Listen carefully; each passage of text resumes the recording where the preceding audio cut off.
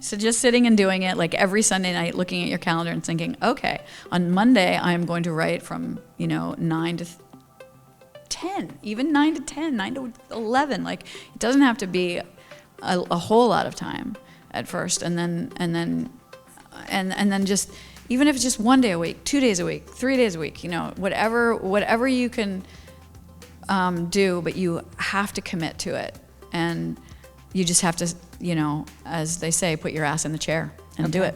The library was my space, and there was just so much. To the Harbor Grace excursion with the boys to have a time.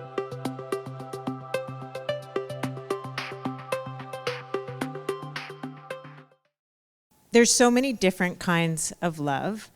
I think of my first love in high school. My cousin I was just visiting with in Vancouver, my mother, my dog, my sister, not in that order, my husband of 30 years.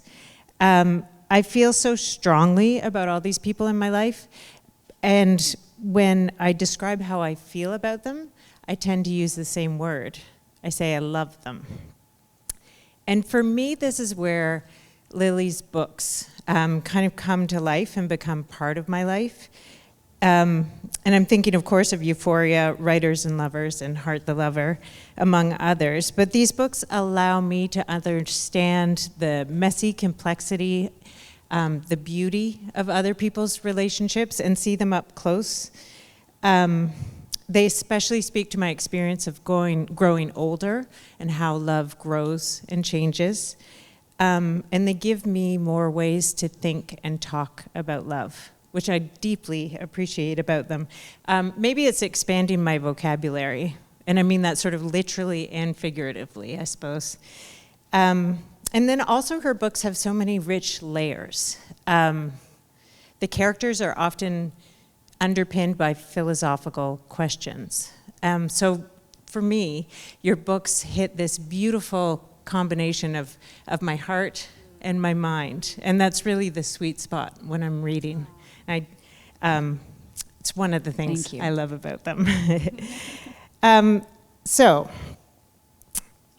with that, we're here specifically to talk about Heart the Lover. I know some of you have been in touch with questions and things, so I know you loved it as much as I did. It begins in the 1980s. It's a college love story, and then we revisit the same characters in their middle age. There's a perfect first line in this book, Thank you. Which is, "You knew I'd write a book about you someday." And I think that's one of those lines that's as satisfying if you've read the book. But then when I first picked up the book, it's electrifying. So is that the first thing you wrote, or can you, no? No, weirdly. Never. I wrote this somewhere. So I write by hand. I'll immediately start talking about process if you don't stop me. But I write by hand, and I was writing in the back of a notebook. It was called The Other Novel because I had been writing something else and I abandoned it to start this. And I wrote I wrote many scenes, and then I switched over to a real notebook when I realized, okay, maybe this thing has legs, I'm not sure. And then somehow I wrote that paragraph, and then I didn't know what to do with it. I didn't know where it was going to go, and so it just kind of hung out there, and then I wrote the whole book. And then I thought, well, maybe I'll start with it, or maybe it will start the second part. I had this idea that it would be part 1 and part 2, but now there are 3 parts, which is a whole other story. Okay, we'll get into that. But and then when I handed it in to my agent, and I handed it in to my editor, initially it wasn't there. I couldn't figure out where to put it. I also kind of felt like, hasn't someone written this before? It's one of those classic. Do you want to read the full? Should I read the full? Because it's actually a few lines, isn't it? Yeah, it is. So it's, "You knew I'd write a book about you someday. You said once that I'd dredged up the whole hit parade minus you. I'll never know how you'd tell it. For me, it begins here, like this." And it used to go on. I didn't know what I was doing with it. And then I really decided I really liked it, but I felt like it was one of those kill your darlings things. And I never kill my darlings, ever. I mean, I just refuse to kill my darlings. And you didn't kill this darling. I will wedge my darlings in wherever I possibly can, you know. And so then so I left it out. And then with another draft for my editor, I put it back in, and she was like, "What is this?" Like she just went bananas over it. Perfect. And so I was like, okay, I guess no one has written it before. My guess was you either wrote it first or last, and I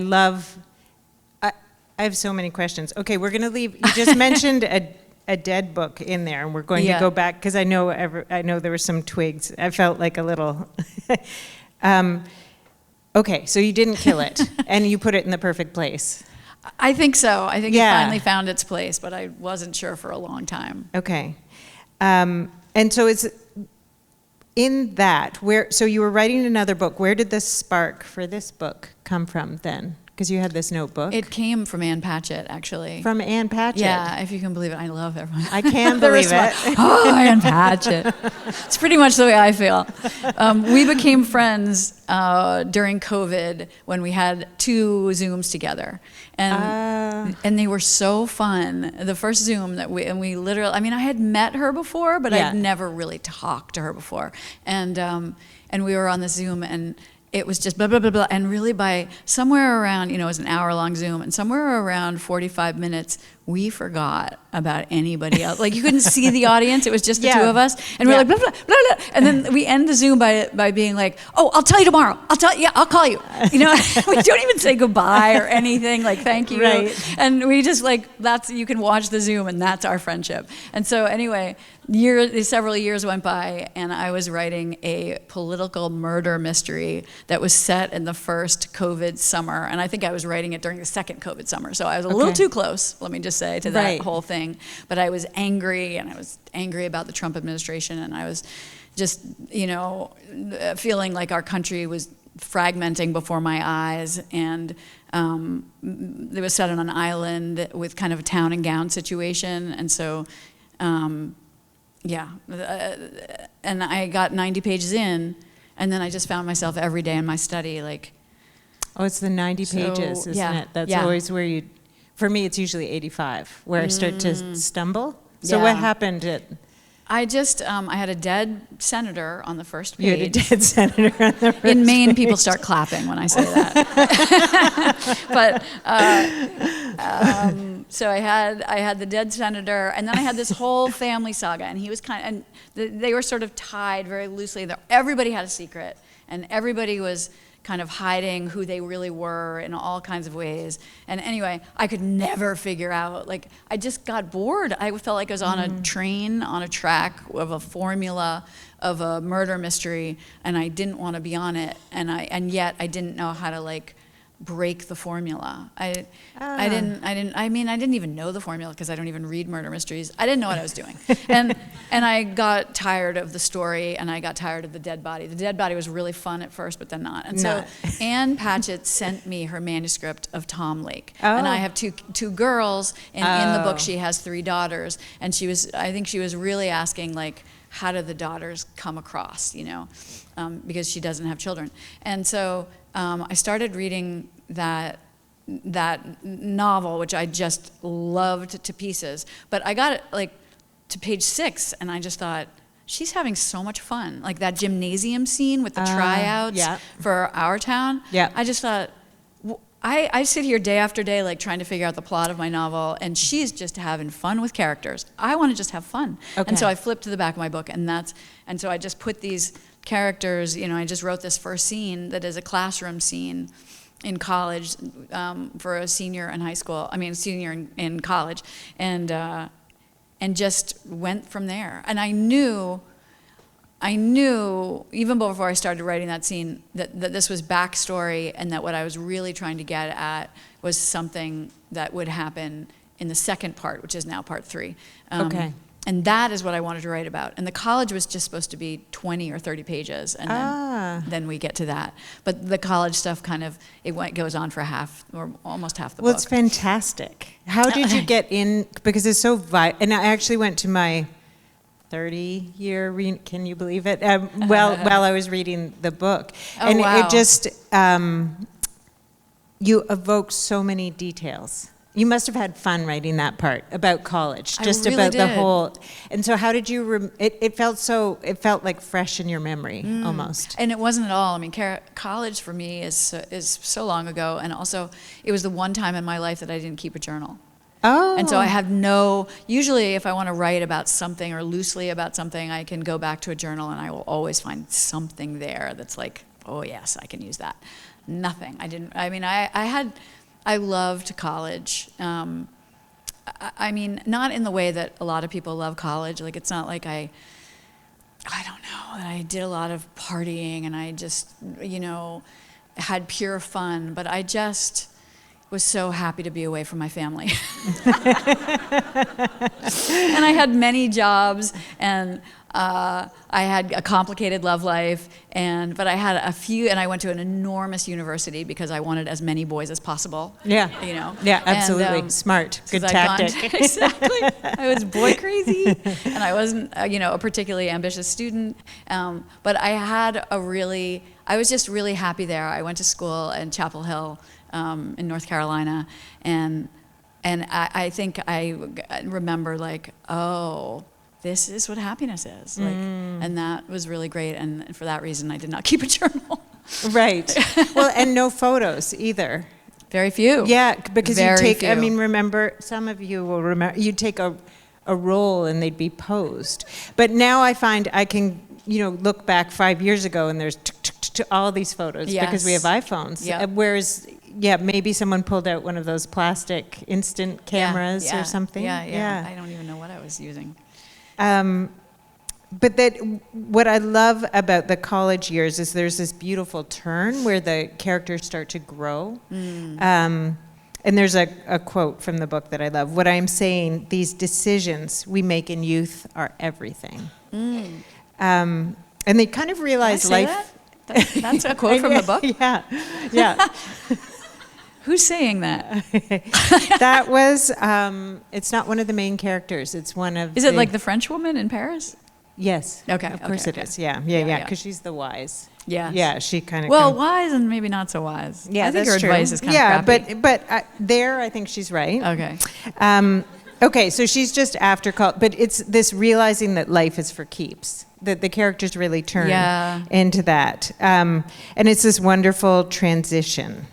So can you tell me about that? Where did that inspiration for that come from? Or I guess you said you were writing towards the end. Yeah. Which I don't want to. I know.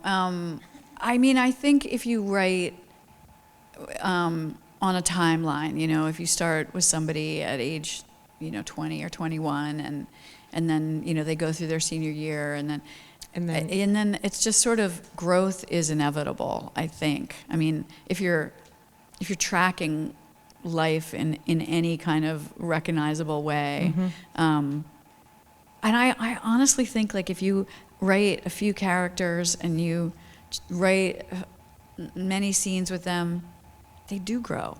I mean, they just grow. It's just sort of weirdly the nature of maybe how people interact. I don't know. They build and they change. They get in the room together and they change each other in some way.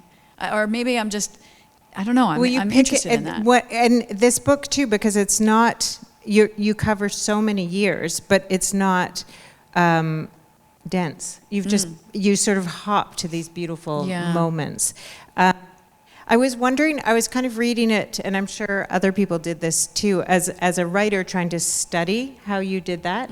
And one of my theories, and I would love to hear if you agree with this, is that you have like a philosophical underpinning to each character. And in a way, they're kind of working through a philosophy of life. So Sam, for example, says, God is not a question. It's the answer. Yeah. And that is such a moment where you sort of lay his life philosophy out. And then you have the main character, Jordan, who the reader knows very well by the time Sam says. And that you give the reader, you've empowered the reader to know Jordan's reaction to that without even, so it's almost like this sort of zipper coming together in a way. And you seem to have an interest in philosophy. Is that how you think about characters, or is there another? Because it's so artful how you create. I don't know if other people had this experience reading, that you start to anticipate what the characters are going to do, and there's so much suspense in that. It's so interesting about philosophy. I mean, I don't read philosophy. I'm certainly interested in human behavior. Right. You know, and I'm not. I always feel like my writing is not. When it's happening, it's not a cerebral thing. Right. I don't think to myself, you know, what is this character's philosophy and how does it conflict or, you know, align with this character's philosophy or complement or change or challenge or, I don't do any of that. I often say that I am like a worm on the ground, like crawling blindly along, and I'm just using all of my senses, and I am not using my brain. And your emotional intuition. Yeah, I'd say.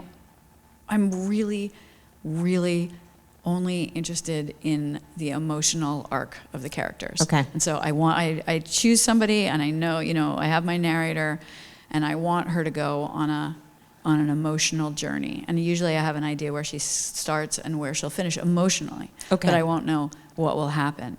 But at the same time, as a reader, I love smart people. Mm-hmm. I love smart characters.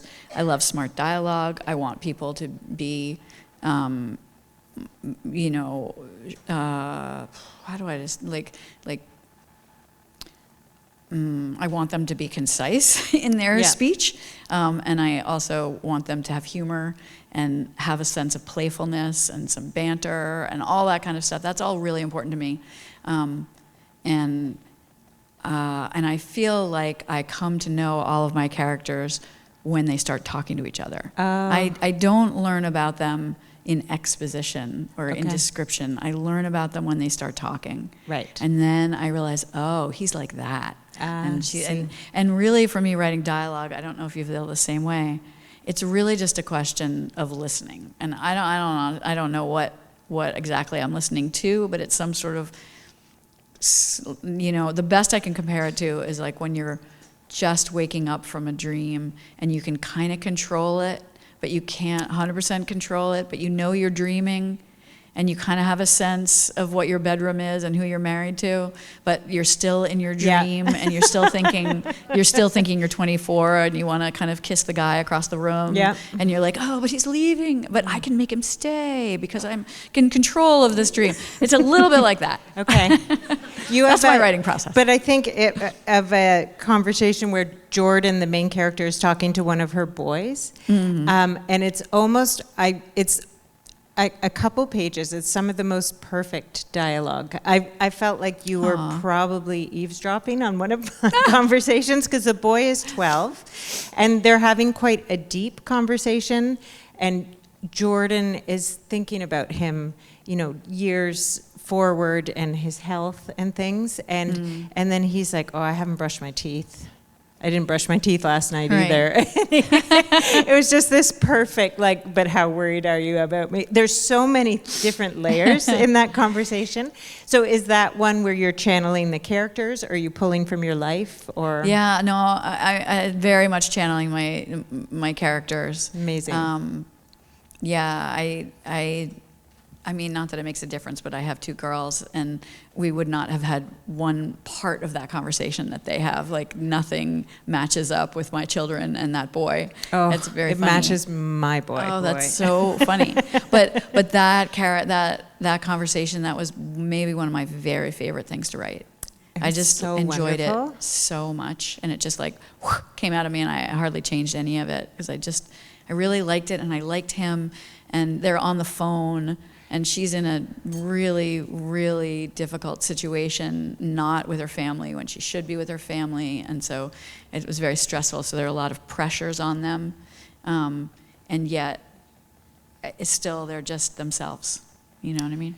So this is the Anne Patchett part of, like, have fun with it. Yeah. Like, you're completely engaged and having fun. I mean, fun. It's quite a serious scene, but... Yeah. But it's not a strain, is what you're saying, and it just... Yeah, and it's amazing. like I didn't have to figure out who killed the guy on the first page. You know? Right. I was so happy. Like the whole time I'm I so was happy to hear that you have that kind of problem, that you got in a mess and have. I feel like I'm the one with the dead books. Oh, I have so many dead books. Oh. I have many. But usually I just get to page 20 or 21. Okay. And, you're more and then I know. restrained. But I will have researched it for a year and a half. Oh, yeah, okay. And then out the window. I have a pile of them, just because I've started printing them out and but that doesn't make them any less dead, Yeah. unfortunately. And somebody asked me last night or 2 nights ago, do you feel, is that really hard? Is that sad? And for me, it's not. I'm so glad to run away from it. Oh, because you're in such a bad relationship Yeah, with them. It's yeah. like breaking up. And I That's get exactly what I said. Yeah. That's exactly what I said. Yeah.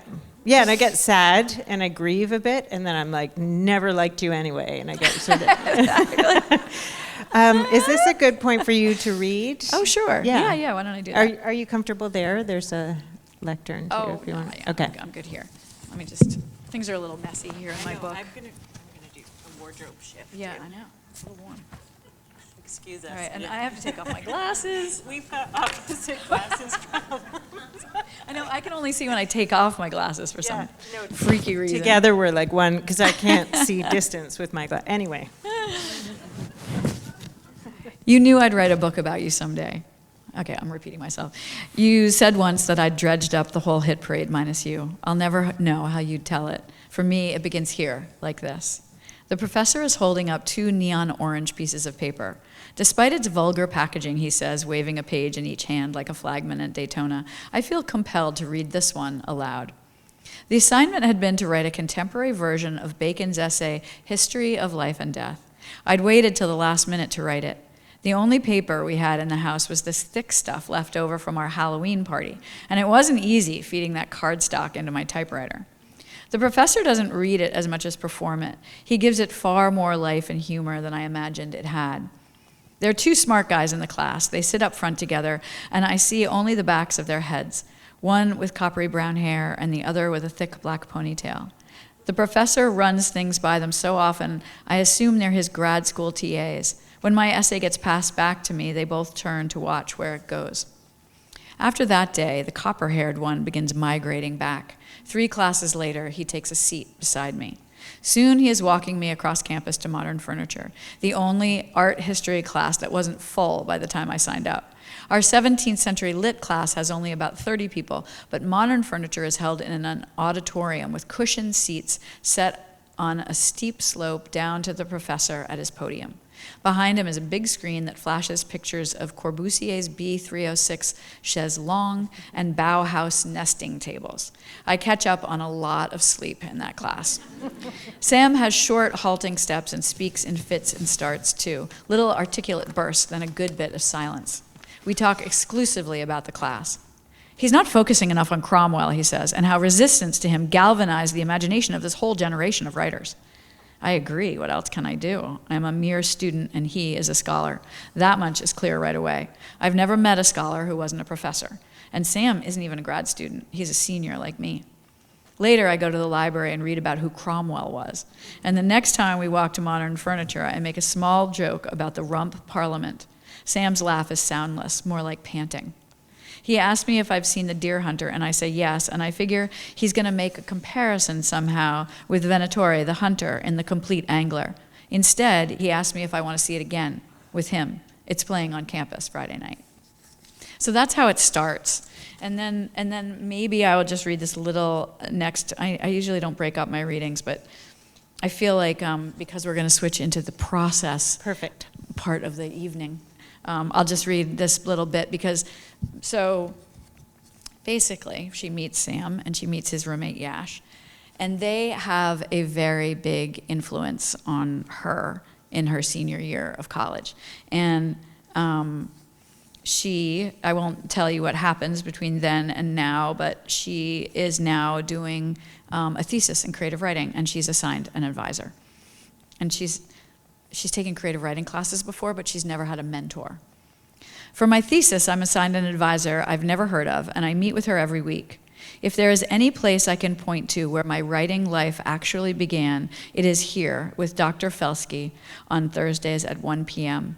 I come in each week with 2 copies of a new story, and I have to read the whole thing out loud while she follows along on her copy, circling words, squiggling a line under sentences, slashing whole paragraphs. Very occasionally, there is a tiny check in the margin.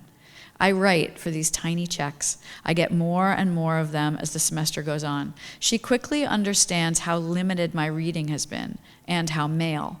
She feeds me Virginia Woolf, Catherine Mansfield, Zora Neale Hurston, Elizabeth Bowen, Dejuna Barnes, Nadine Gordimer, and Jamaica Kincaid. By mid-November, I've written 12 stories. We choose 5 for the thesis and begin to revise. Revision for me in the past has been some light polishing. This is more like root canal on every paragraph. The writing professors I've had before often spoke in generalities, in quotes by famous writers. Chekhov said, Beckett said, and we scribbled down those pearls. Dr. Felsky only talks about what she sees on the page. She taps her silver mechanical pencil on a passage. What is truer here? She steers me away from the Southern Gothic plots I was enamored with last year and encourages me to write from my own emotions. I start to understand the power of fiction, the reason we make things up. My best story is about my father. It's not autobiographical. It's about the manager of a shoe store and the high school boy who gets a job there. But it is about my father, about my rage and shame and love for him. These scenes that didn't happen concentrate and distill the emotion of what did. And this is a quote. The truth has nothing to do with the facts, one of my professors said, Faulkner said. Professor Felsky shows me what that really means. So that's it. That's great. Thank you. Thank you. Thank you. Thank you. Did you know that someone's done a Heart the Lover syllabus? No. Carrie Claire, Carrie Claire found it online. Yeah, well, we can talk about that after. But it's amazing, because there is, I mean, you seem very well read. I know this is the key word. Fiction, but there's... I have the internet. Yes. But I take it you're an avid reader. Yes. And how does reading affect your writing process, and how? It's really essential to it. I mean, I think so much of my inspiration comes from reading. I think reading is a tremendously creative act. And it pains me when people say, oh, I'm just a reader. Honestly, like, I am just a writer. I am just writing a tiny scaffold, and you all are building it all in your imaginations. And, you are, I really do believe that you are each reading a very different book because you have built it with your own imaginations. And so when I get really depleted, I learned this when my kids were little, and I got depleted really quickly, creatively, and I just had to figure out what was going to replenish me. And one thing that replenishes me the most is to, have my regular breakfast and make my regular cup of tea and go up to my study. Instead of writing, I just sit in my special little reading chair with a book that I really want to read, and I drink my tea and I read, and I always have a pencil, and I usually write in the back of the book. I just will start, I'll read a couple of pages, I'll get an idea, I'll read another couple of pages, and the ideas have nothing to do with what I'm reading often. But my imagination is going again, like, there it is, and it had disappeared, and I feel like reading really does that to me. And so, in a lot of ways, I have read a lot of these. I rarely have a character love a book that I haven't read, but sometimes I do. Sometimes I do. But I do love to celebrate the books I love in my novels. There's no question. I like to have characters talk about them. I love reading about books in novels. I don't know why. And so that's why I do it myself. Okay, that's lovely. And you said something I know, that's really nice, isn't it? I love that you acknowledge how a writer and reader build together, especially. Yeah. I don't really believe, the author is dead, but I understand that tendon, that I understand what he's getting at. Yeah. That it's really, the author does part of the work and the reader does a lot more. It's collaboration, yeah. And you said something at the beginning that you write by hand. I do. So is that first draft or? Yes, it's Okay. first draft, and it's also when I need to write a new scene, and it's not working on the computer. But I do. I write exactly. I took creative writing in high school. I was lucky enough to have an English teacher who taught creative writing kind of as a elective, and so I took it for 2 semesters in high school, and we had to have a 3.5-page short story on his desk every Monday morning. Oh, wow. And that was great practice, but that's how I wrote my stories on Sunday morning, you know, Right, yeah. in a notebook, in a spiral bound, you know, college ruled or narrow ruled, preferably notebook, and I've never stopped doing it that way, like with a pencil. And I like it. I like to write in the margins. I like to draw. You know, if I'm having a dinner party, I do the seating arrangement, and I just like to see things. Like in this book, there's a goblet that they talk. Like this house that Sam and Yash live in becomes very important to the whole thing, and it became important to me as a writer. Like the minute I started writing about that house, I felt like, oh, this is a novel. Like before, I was just playing around, and then I just saw that house. I felt it, and it was totally fictional. This is not from memory at all. But I have these. I furnished the house with a lot of nice things, and she was a broke senior living in a really crappy house with 11 people, and paying $44 a month in rent. And so there are these like nice napkins, and there are all these really nice things in this professor's house that they live in, and one of them is these tiny little miniature goblets that are very, very thin crystal, and I had to draw that. I had such a vision of it in my mind, and you know, they're eating pizza and they're playing cards and they're drinking the Riesling that she brought, Yes, that's thinking right, the that it was a Riesling. fancy Yeah. wine. And they're drinking out of these little bluebell-shaped goblets, and so I remember just drawing that really carefully in my notebook. I don't know why. I'm visual, and I like seeing all that. So, and I can't do that on the computer. Okay. And then I put it all in. I was going to say, I'm getting into the weeds here, but I'm interested. So then you're typing, essentially. And then I'm typing. Okay. I And are you literally am editing typing for a yourself while long you're doing time. that? Yeah, Yes. because it must be quite a... Yeah. It is still very much a creative process. The editor is still, I try to kick the editor out of the room. If there are writers in the room right now, your biggest enemy is your critic, your judge, you know. And everybody I know who had much more talent than me who doesn't write, it's the judge got too big. The judge. The judge was just too big, and you gotta shrink that judge and boot it out of the room, and you bring it back when you're doing your editing process, you know? Okay. And so I try when I go from my handwritten notebook, which is just like I allow myself to do whatever I want in that notebook. No one's gonna see it. And then when I put it onto the computer, it's still a very creative, fluid, open process, and things Okay. are still malleable. So the judge isn't welcome because you're on the computer. Okay. The judge can kind of like, you know, decide a little bit about what's not going on the computer. Okay. But then we play, and we don't, Okay. you know, care, because we're still going to do many, many drafts. Okay. So that's how I do it. And sometimes I write an entire notebook, and then I have to put it into the computer. Wow. And so like I remember with a number of books, you know, I'd like go to the grocery store or whatever, and people would be like, this is what people always ask you if you're a writer, are you still writing? Yeah. You know? It's like, yes, I am. But in those days, when I'm putting things into the computer, I'm like, no, I'm just typing. Yeah. I'm just typing. Just a typist. I'm typing for the next 3 months. That's all I'm doing. So. Okay. And I'll ask you a couple more questions, and then, but everyone start thinking if there's things you want to ask. Okay, what advice would you give someone who wants to be a writer? Well, I always say, you know, I've taken it from the Nike ad, which is just do it. Like, I honestly feel like there's no other advice.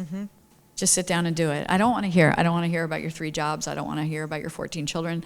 Like, if you want to be a writer, you're just going to have to sit down and do it. And there's no excuses. There's no fiddling around. There's no next month. You just have to start, and you will find your way. You know, if it's something you're meant to do, you have to do it. And And I know that there's so much fear. I mean, getting the judge out of the room, that's the hugest thing. And also the voice that is telling you your mother, your father, your sister, your neighbor would not like it if you wrote that down. You cannot listen to that. That's another way to kill your writing career before it starts. You have to be ruthless. You have to understand that your emotional truth is your emotional truth. It's no one else's. Your story is your story.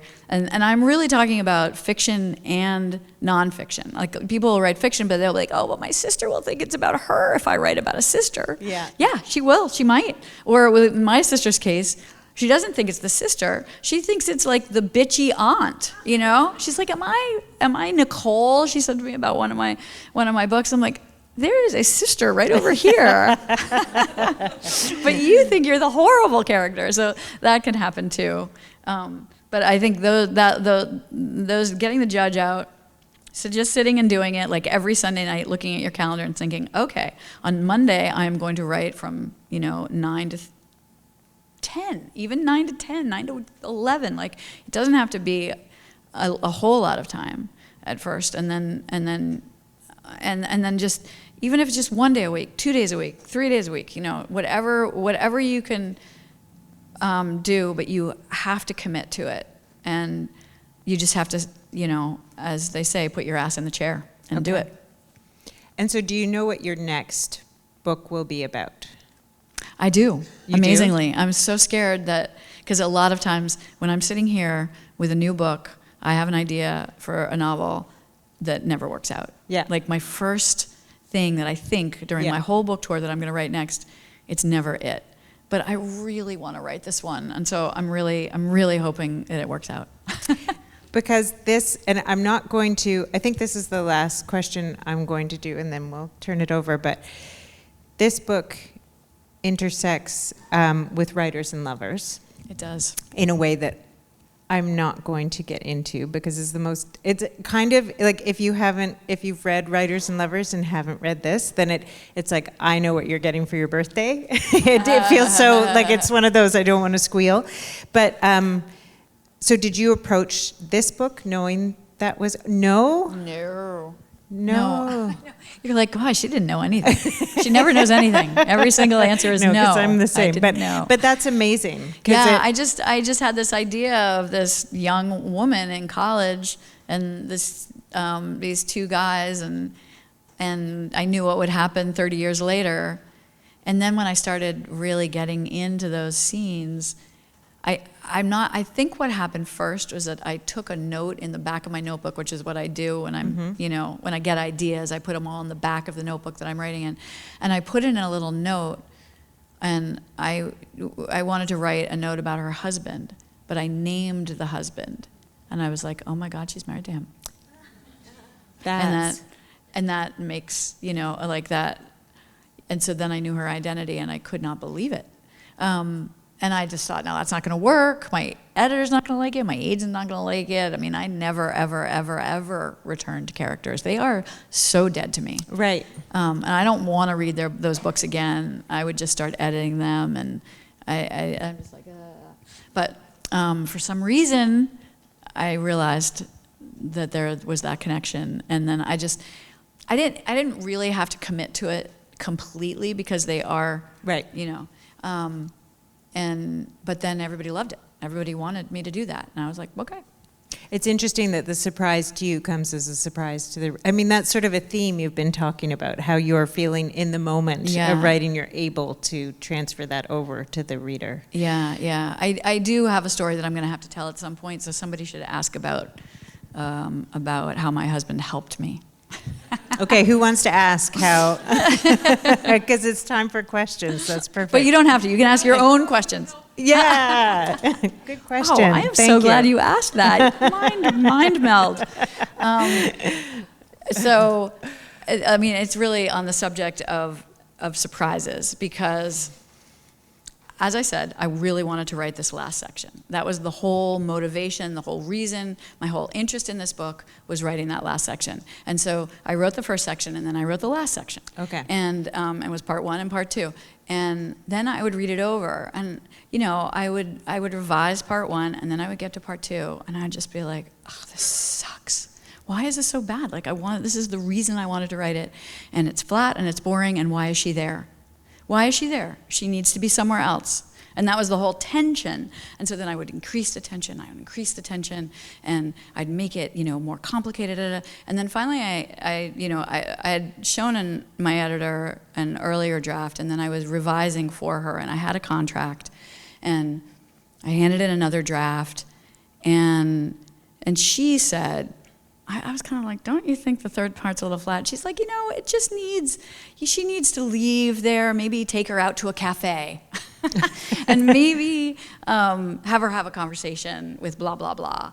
And I was like, yeah. And I was thinking, that's just not going to do it, because I have been trying to fix this for a year. Right. And so I had 12 days before I had to before the book went into production, before I had to hand in the final draft, and then we were off to the races. It was like So March. stressful. Now we're in the fall, and so it was a very tight publishing schedule, because I had actually got my foot run over, and I had taken advantage. Nothing was broken, and yet I was like, I can't finish the draft, and so I got an extension, and I just was really running up against it. So I read it over again.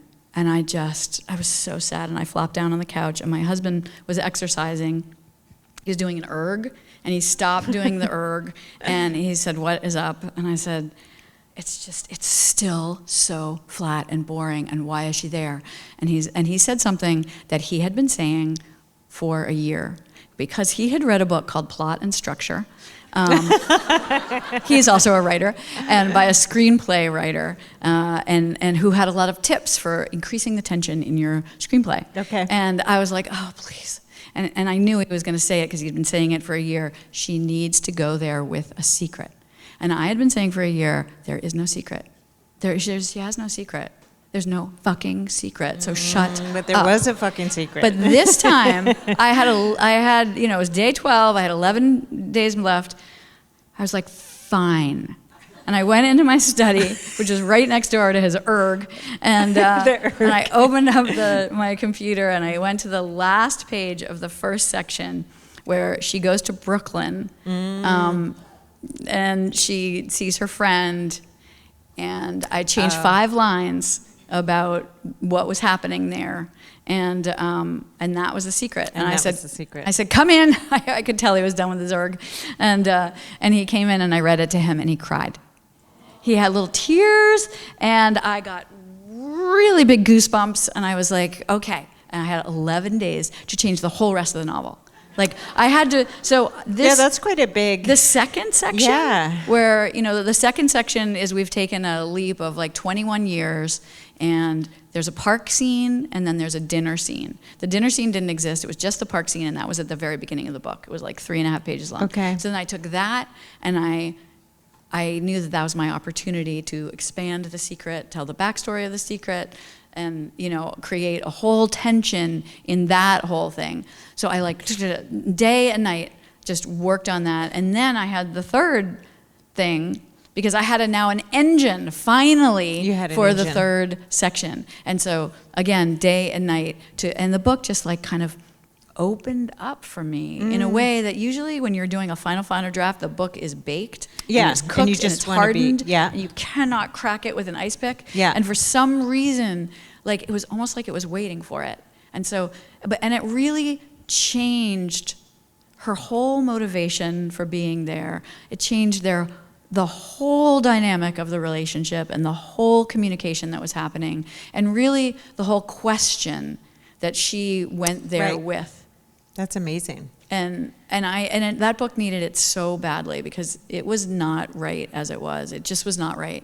And it was because I was relying a little too much on an autobiography, and I needed a huge fat vein of fiction, and that's what that gave me. And so I really like to say thank you to my husband, who was So I love right. too that he helped, and then he probably had to like cook and clean for the next 12 days because you were he had to like run the whole he house. He had created and, an absolute monster. Yeah, totally. It's very true. Yes.